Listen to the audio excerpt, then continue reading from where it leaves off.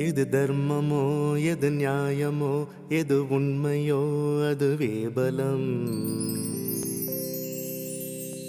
எது தெரியுமோ எது புரியுமோ அதில் செல்லுவோம் அதுதான் நலம். எது தர்மமோ எது நியாயமோ எது உண்மையோ அதுவே பலம். எது தெரியுமோ எது புரியுமோ அதில் செல்லுவோம் அதுதான் நலம். முன்னோர்களின் திருப்பாதமே நம் வாழ்வெல்லாம் வழியாகுமே. முன்னோர்களின் திருப்பாதமே நம் வாழ்வெல்லாம் வழியாகுமே. மனசாட்சியின் குரல் போதுமே அதில் ஐயம் யாவும் தீருமே. எது தர்மமோ எது நியாயமோ எது உண்மையோ அதுவே பலம். எது தெரியுமோ எது புரியுமோ அதில் செல்லுவோம் அதுதான் நலம். தர்மத்தின் பாதையில் ஏதும் மர்மங்கள் இல்லையே. சான்றோர்கள் வாழ்க்கையெல்லாம் தடம் காட்டும் எல்லையே. ஓயாமல் சுழலும் உலகம் உள்ளம்தான் நரகம் சொர்க்கம். ஒரே வானம் ஆனால் அதுவோ ஒவ்வொருவர்க்கும் முழுதும் சொந்தம். ஒன்றே நாம் ஒன்றே என்றே காட்டுவதே தர்மம். எது தர்மமோ எது நியாயமோ எது உண்மையோ அதுவே பலம். எது தெரியுமோ எது புரியுமோ அதில் செல்லுவோம் அதுதான் நலம். பாதங்கள் நடந்து நடந்து பாதைகள் வந்தன. பலரும் கடந்த அனுபவம் எல்லாம் பக்கம் துணையாய் நின்றன. வேதங்கள் எங்கோ பேசும் வீதியே எதிரொலி கேட்கும். வீட்டில் இருந்தே வீட்டை அடையும் வித்தகம் தானே நம் தர்மம். வெல்வோமே எல்லோர்க்கும் வெல்லும் வழியை சொல்வோமே. எது தர்மமோ எது நியாயமோ எது உண்மையோ அதுவே பலம். எது தெரியுமோ எது புரியுமோ அதில் செல்லுவோம் அதுதான் நலம். முன்னோர்களின் திருப்பாதமே நம் வாழ்வெல்லாம் வழியாகுமே. முன்னோர்களின் திருப்பாதமே நம் வாழ்வெல்லாம் வழியாகுமே. மனசாட்சியின் குரல் போதுமே அதில் ஐயம் யாவும் தீருமே. எது தர்மமோ எது நியாயமோ எது உண்மையோ அதுவே பலம்.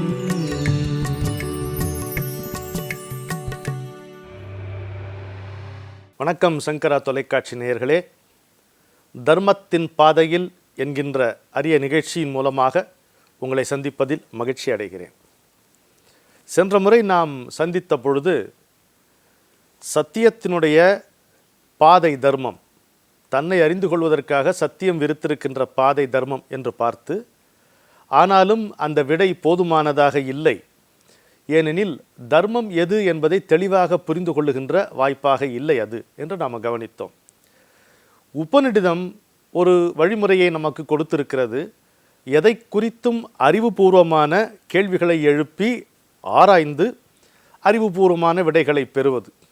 அந்த விடைகளிலே மீண்டும் வினாக்கள் முளைக்குமானால் மேலும் அதை சிந்தித்து ஆராய்ந்து பார்த்து அதற்கு முடிவு காண்பது என்பதாக உபநிடதங்கள் நமக்கு வழிவகுத்திருக்கின்ற முறையை பின்பற்றி தர்மம் என்றால் என்ன என்ற வினாவை நாமே எழுப்பி கொண்டோம். தர்மம் என்றால் மதமா, தர்மம் என்றால் சட்டமா என்று பார்த்து இல்லை என்கின்ற விடைக்கு நாம் வந்திருக்கிறோம். இன்றைக்கு மேலும் சில கேள்விகளை எழுப்பி நாம் விடை காண்போம். தர்மம் என்பது நீதியா என்கின்ற கேள்வி. உடனே அடுத்த கேள்வி, அப்படியானால் அதை வழங்குவது யார்? மனிதனா இறைவனா? மனிதன் ஏற்படுத்திய நீதியை இறைவன் எப்படி வழங்க முடியும்? இப்படியெல்லாம் கேள்விகள் முளைக்கின்றன. தர்மம் என்றால் நீதியா என்று கேள்வி கேட்டால் அதை வழங்குவது யார் என்று பதில் கேள்வி வருகிறது இல்லையா? மனிதனா இறைவனா? சரி, மனிதன் ஏற்படுத்திய நீதியை இறைவன் எப்படி வழங்க முடியும் என்கின்ற கேள்வியும் நமக்கு வருகிறது.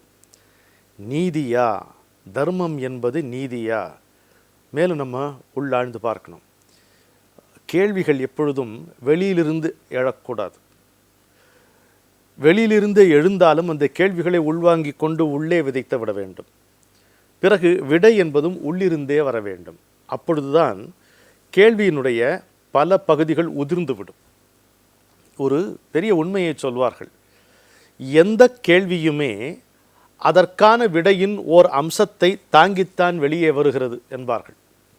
இதே நம்முடைய கவிஞர் மதிவண்ணன் சொல்வார், விதைக்குள்ளே இருக்கிறது விஸ்வரூபம் என்று சொல்வார். விதைக்குள்ளே இருக்கிறது விஸ்வரூபம். எந்த கேள்வியும் அதற்கான விடையின் ஒரு பகுதியையாவது தாங்கி கொண்டுதான் வெளியே வருகிறது. ஆனால் எப்பொழுது அது புரிகிறது என்றால், நம்முடைய இந்த வினாக்கள் விடைகள் உள்ளுக்குள்ளே நாம் ஆழ்ந்து வெளிப்படுமானால் அதிலே நமக்கு பல அறிவு சுடர்கள் புலப்படும். அந்த அறிவின் வெளிச்சத்தில் தெளிவு நேரும் என்று நாம் புரிந்து கொள்ளுகிறோம். இப்போ நீதி என்றால் என்ன? நீதிமன்றங்களில் வழங்கப்படுகின்ற அந்த நீதியா? அப்படின்னா திருக்குறள் அதை நீதி நூல் அப்படின்னு சொல்கிறோம். அது என்ன கோர்ட்டா? திருக்குறள் கோர்ட்டா? இல்லையா? இந்த கேள்விகள் எல்லாம் நம்ம எழுப்பி பட்டவர்த்தனமாக நமக்குள்ளே எழுப்பினால்தான் நமக்கு விடை தெரியும். நீதி என்றால் நீதிமன்றங்களில் வழங்கப்படுகின்ற ஒன்றா? திருக்குறள் என்பது நீதி நூல் என்றால் திருக்குறள் என்பது கோர்ட்டா என்ற கேள்வி வருகிறது. நீதிமன்றம் சட்டத்தின் அடிப்படையில் தீர்ப்புகளை வழங்குகிறது. ஆனால் திருக்குறள் எதை பின்பற்றினால் என்ன ஆகும், பின்பற்றாமல் போனால் என்ன விளையும், ஏன் பின்பற்ற வேண்டும், எப்படி பின்பற்ற வேண்டும் என்கின்ற விளக்கங்களை எல்லாம் தருகிறது. அதை பின்பற்ற ஊக்குவிப்பது, ஒரு வழியையும் காட்டி அந்த வழியில் தொடர்ந்து செல்வதற்கு நம்மை ஊக்குவிப்பது திருக்குறள் என்கின்ற நீதி நூல். அப்படி இருக்கிறது. நீதிமன்றத்தினுடைய நீதி புற வாழ்க்கையோடு நின்று விடுகிறது. ஆனால் திருக்குறள் போன்ற நீதி நூல்களின் நீதி அகம் புறம் இரண்டையும் சேர்த்து பார்க்கிறது. அகத்தையும் புறத்தையும் இணைக்கின்றன அந்த நூல்கள். நீதிமன்றத்தின் நீதி என்பது, நீதி வழங்கும் தன்மை என்பது சமுதாயத்தை தாண்டி செல்வதற்கு இல்லை, அவ்வளோதான் அது. ஆனால் திருக்குறள் போன்ற நீதி நூல்கள் பேசுகின்ற நீதியோ பரம்பொருளிலிருந்தே வருகிறது, பரம்பொருளுக்கு நம்மை அழைத்து செல்கிறது. இது நமக்கு சரியாக புரிகிறது. இப்போ சட்டங்கள் அப்போ ஒரு கேள்வி வரும், ஏன்பா சட்டங்கள் மட்டுமில்லை, திருக்குறளும் மனிதன் இயற்றியது தானே. சட்டங்களை மனிதன் எழுதினான், அதனுடைய வரம்புகளை நம்ம சொல்லுகிறோம், அந்த நீதியினுடைய வரம்புகளை சொல்லுகிறோம், சமுதாயத்தோடு நின்று விடுகிறது என்கிறோம். ஆனால் இந்த திருக்குறளும் மனிதன் எழுதியது தானே, அது எப்படி சிறப்பாக முடியும் என்று கேள்வி வருகிறது. ரொம்ப எளிமைதான். ஒன்று கட்டுப்பாட்டுக்காக, இன்னொன்று புதிய கட்டுப்பாட்டை மேற்கொண்டு பிறப்பு இறப்பு கட்டுக்களை அவிழ்க்க. பாருங்க, தேள் கொட்டுது, பானையிலே தேள் இருந்து பல்லால் கடித்ததென்பான் பாரதியாருடைய இதில் வரும், கண்ணனின் சேவகனில் வரும். பல்லு கிடையாது, அது தேள் கொட்டும், விஷக்கொடுக்கு இருக்கிறது. அந்த விஷமே உயிருக்கு கட்டு விளைவிக்கும். அந்த கட்டிலிருந்து விடுபட வேண்டுமானால் விஷக்கட்டு என்று ஒன்று போடுவார்கள். அந்த விஷம் மேலே ஏறாமல் இருக்க வேண்டும் என்பதற்காக போடுவார்கள். எனக்கும் இந்த அனுபவம் நிகழ்ந்திருக்கிறது. அப்பா கடுமையான வலியாக இருக்கும். அதற்கு பிறகு சிரியா நங்கை என்கின்ற பச்சிலையை கொடுத்தார்கள். அந்த கசப்பில் அப்படியே உயிரே வாந்தியில் போயிடும், இப்போ விஷமாக நிற்க போகுது என்று நம்ம அப்படி பார்க்க வேண்டியதாக இருக்குது. விஷக்கட்டு, அதாவது ஒரு கட்டை போட்டு இன்னொரு கட்டிலிருந்து விடுபடுவது. கட்டுமரம், கட்டுமரத்தே கயிறு ஒழுக்கம், கட்டுவதால் கட்டு கடலும் என கான். நம்ம குறள் இது. கட்டுமரத்தே கயிறு ஒழுக்கம். இந்த ஒழுக்கம் என்கின்ற கயிறால் கட்டுப்படும் பொழுது கட்டுவதால் கட்டுக்கடலும் என கான் என்று. அப்போ இந்த பிறப்பு இறப்பு என்கின்ற கட்டிலிருந்து நாம் விடுபட முடிகிறது. ஒரு கட்டு இன்னொரு கட்டிலிருந்து நமக்கு விடுதலை தருவதாக அமைந்திருக்கிறது. அப்படித்தான் திருக்குறள், பகவத்கீதை போன்ற நூல்கள் நமக்கு அமைந்திருக்கின்றன. நாம் புற வாழ்க்கையில் நீதிமன்றங்கள் நமக்கு வெளிப்படுத்தும் தீர்ப்பு நீதிக்கும், வழங்குகின்ற நீதிக்கும், திருக்குறள் போன்ற நீதி நூல்களிலிருந்து நமக்கு நாம் பெறுகின்ற நீதிக்கும் எவ்வளோ வேறுபாடு இருக்கிறது பார்த்தீர்களா? எனவே இன்னொன்று பாருங்கள், நீதி தர்மம் சொல்லாது. நீதி தர்மம் பேசுமா? பேச முடியுமா? அவனை மன்னித்து விடு என்று நீதிமன்றம் சொல்ல முடியுமா? தர்மம் சொல்லும், இல்லையா? போர் தொடுக்காதே என்று நீதிமன்றம் சொல்லுமா? சொல்லாது. தர்மம் தான் சொல்லும். எனவே நீதி தர்மம் சொல்லாது, ஆனால் தர்மமோ நீதியையும் சொல்லும். எனவே நீதியும் தர்மத்தில் அடக்கம். புரிகிறது இல்லையா? நீதியும் தர்மத்தில் அடக்கம். எது தர்மமோ, எது நியாயமோ, எது உண்மையோ, அதுவே பலம்.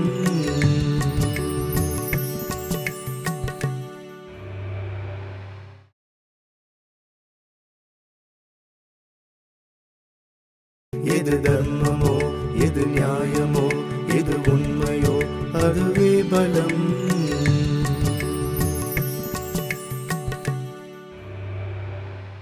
சரி, அடுத்த கேள்வி கேட்டு பார்ப்போமா? அப்போது தர்மம்னா மதம் இல்லைன்னு சொல்லிட்டீங்க, சட்டம் இல்லைன்னு சொல்லிட்டீங்க, நீதி இல்லை என்றும் சொல்லிட்டீங்க. அப்போ தர்மம் என்னால் கட்டளையா? இதை செய் என்று, அப்படி நில், இப்படி செல், தர்மம் என்றால் கட்டளையா அப்படின்னு ஒரு கேள்வி வருகிறது.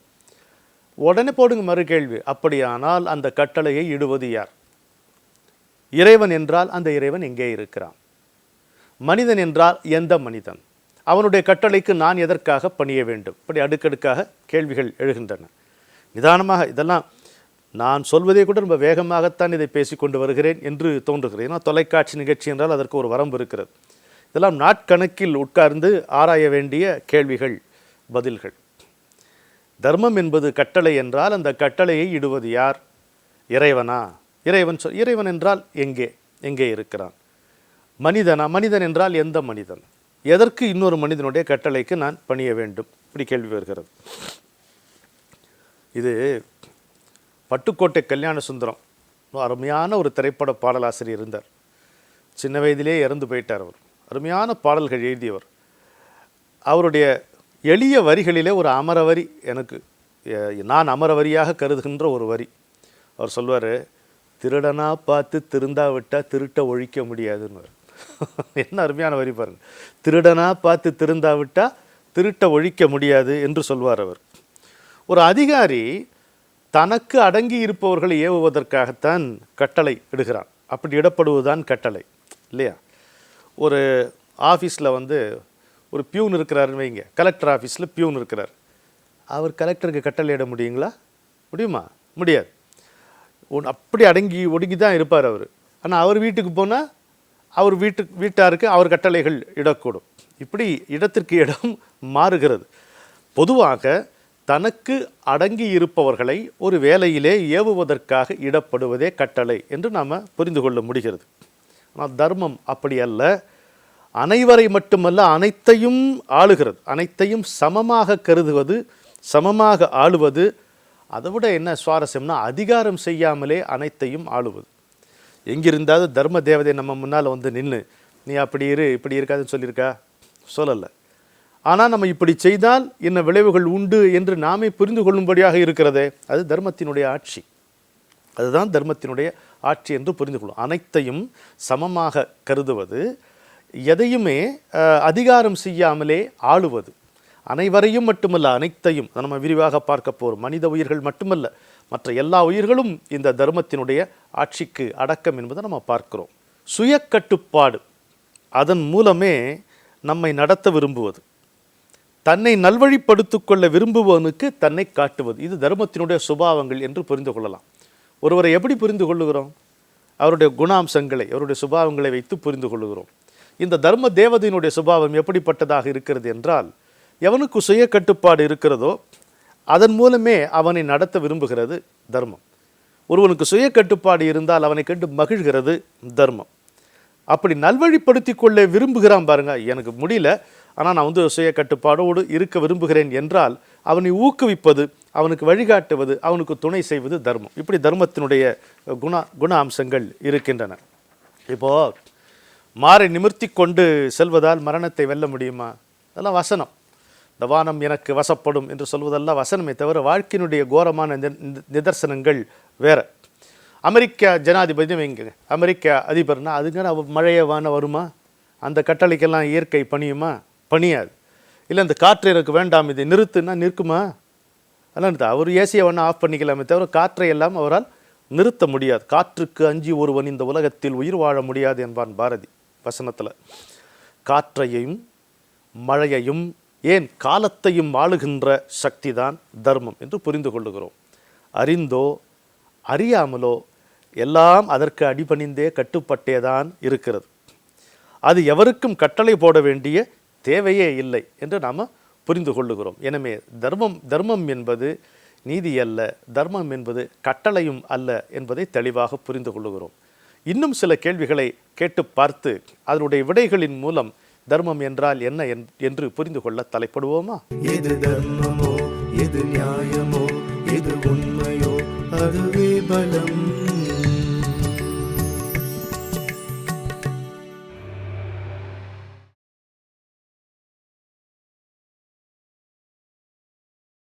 எது தர்மமோ எது நியாயமோ எது உண்மையோ அதுவே பலம்.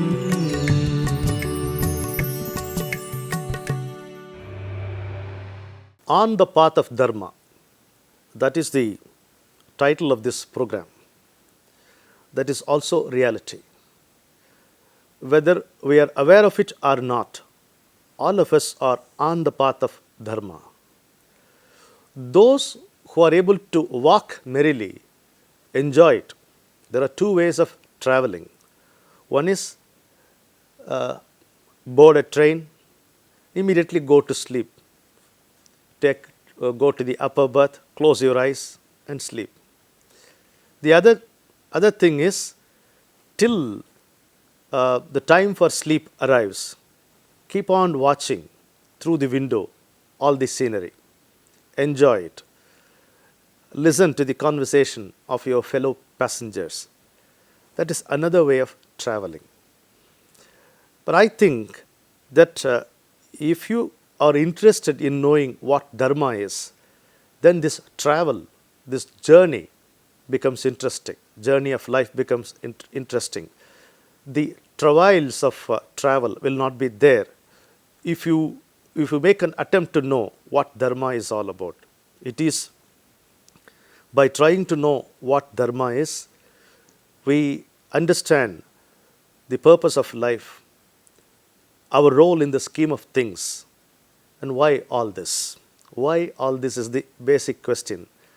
For all these major questions, we can get answers, convincing replies, only after we know what Dharma is. Last time when we met, we understood categorically that Dharma is not religion and Dharma is not law either. Today let us raise a couple of more questions and see what happens. Because you do not know what is going to happen when you raise a question. You cannot have an answer in your mind and then raise a question. Okay. Is Dharma justice? We saw it is not religion. We saw that Dharma is not law. Then our question is it justice meted out by someone, some higher power? Who dispenses this justice is the question which we immediately get in reply to this question. Man or God? Man or God? And how can God dispense justice based on what man has instituted? That sounds silly, isn't it? No, take up this question slowly, think about it deeply, then arrive at the answers. I am not giving you an answer. I am only speaking aloud the process of question and answer. Okay. If Dharma is justice, then the question is who dispenses that justice? Man or God? If it is God, then the question is how can God dispense justice based on what man has instituted? Okay. It's not that there is nothing to feel afraid. No? Questioning is the most normal thing. This is the beautiful way of approach given by our Upanishads. Okay, what is justice then? That which is delivered in the court of law is justice. When we say Dharma is justice, do we refer to something like what is delivered in the court of law? We take our oath on Bhagavad Gita, okay, in the court of law. Then is Bhagavad Gita and the justice given by the court of law, are they same or different? The court of law is concerned only about our outer conduct, isn't it? That is its limit. The outer conduct of the human beings alone is the limit of this justice. Gita or Tirukkural or any such higher wisdom bearing works, Basava Vachana we can take for instance, they teach us how to internalize and externalize values. Internalizing and externalizing values, that is what they teach. They also tell us talk to us about the outcome of every action of ours, and they encourage us to choose the right pursuit. They encourage us to choose the right pursuit. That is what they say. The laws of the court and the Shastras are written by human beings. Agreed. So, because that is going to be your question.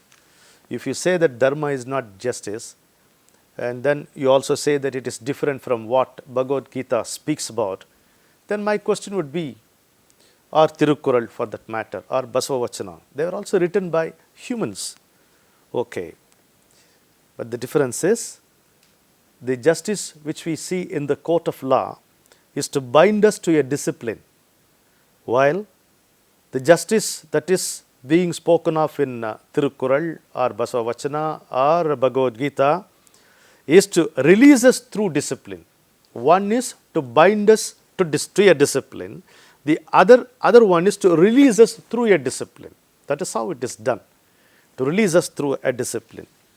The court of law does not express dharma, while dharma tells us what justice is. Court of law metes out justice. It doesn't speak about dharma. But dharma tells us what justice is. So, the conclusion here to this question is, justice is also a part of dharma. Dharma is not justice alone. So, we have excluded religion, law and justice. Okay. Another question, same from court we take.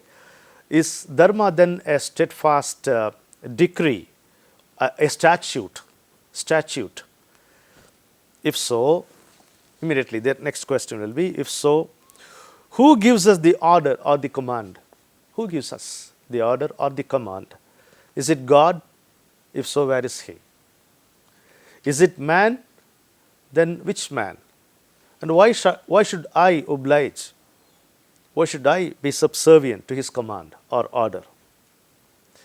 A man in authority can command only those who are already subservient to him, subordinates to his subordinates. A very easy example for this, in a big corporate office, you have your general manager and you have an attender. The attender cannot issue order to that general manager. All right. But the same attender, when he goes home, he orders around, his wife and children. It differs from place to place. So, who gives the order? Normally, the one authority and subordinates. That is where this order works. Dharma, on the other hand, is not like this. For Dharma, everyone is equal. Not only that, everything is equal. We are going to see more about it. God is equidistant to all. We are going to see about it. There, it is Dharma which takes us there. Dharma treats everyone equally. In its eyes, everything, all living beings are also equal. It holds sway without wielding authority. That is the beauty of Dharma. A human being can show authority only by wielding it, isn't it? It cannot hold people in sway. But Dharma, on the other hand, it holds sway without wielding any authority. It reveals itself to those who believe in self-discipline. This is an important key which my Guruji has taught me. He never suggested any change in the lifestyles of people. To some of us, the other's lifestyle may not be palatable even. He seemed to overlook them. It did not bother him at all. When I asked him, he gave me the liberty of asking him because he treated everyone as equal. Nobody's great knowledge was any big deal to him. That is why my ignorance did not bother him. Both are same to him. So when I asked him, he said, there is no use in suggesting changes in people's lifestyles. You can teach discipline only to those who submit to yourself, who really seek help from you, who at least seek an advice or suggestion from you. Otherwise, no, you are only interfering with someone's lifestyle. And anyway, in the ultimate sense, as regards the ultimate goal, namely self-realization, such imposed discipline never works. So he believed in self-discipline. So Dharma, it reveals itself to anyone who disciplines himself. And everyone has to die. No one can command nature. We have to kick the bucket sooner or later. Dharma is that power which rules over all beings, nature, and most important, time. All living beings, nature, and time. Dharma has an authority over them, maybe unconsciously. Like in the case of a jnani, his senses, he is far beyond his senses, as my master would say, unconsciously. He works through many people. He even appears in the dreams and makes some corrections. But all that could be his unconscious actions. Maybe Dharma is also like that. Everything is subservient to Dharma unawares. We are not aware, but we should become aware. For the simple reason why I mentioned death here when we are speaking about Dharma. Yama is called the Dharma Devata. Why? Because without realizing it, we are subservient to him. He is not coming in our dreams or accosting us when we are going for a morning walk and tells us, man, I am going to take your life sometime. No. But we all know we are going to die one day. That's what that's what I mean. We are all subservient to Dharma without knowing it, unconsciously, unawares. So Dharma does not have any need to issue an order or command. So Dharma is not a steadfast degree. Dharma is not justice as we come to understand the term, which is used in the court of law. So religion, law, justice, steadfast degree, all these things form part of Dharma, but nothing can be singularly pointed out as Dharma. I think it is clear now. The purpose of the program is to understand Dharma, and through that the ultimate truth. We have innumerable examples, anecdotes, which are very much before us in Bhagavad Gita, Ramayana, Mahabharata, Bhagavata, Viduraniti, Chanakyaniti, Tirukkural. So many things are available for us. I assure you, it's going to be a wonderful journey. When you get into the boat, it's a little gingerly, because the boat is unsteady when you step onto it. The moment all of us sit, then it's a smooth sail. It's a cruise. And anyway, remember, we are all sailing in the same boat. The seat number doesn't matter. Namaskaram. எது தர்மமோ எது நியாயமோ எது உண்மையோ அதுவே பலம்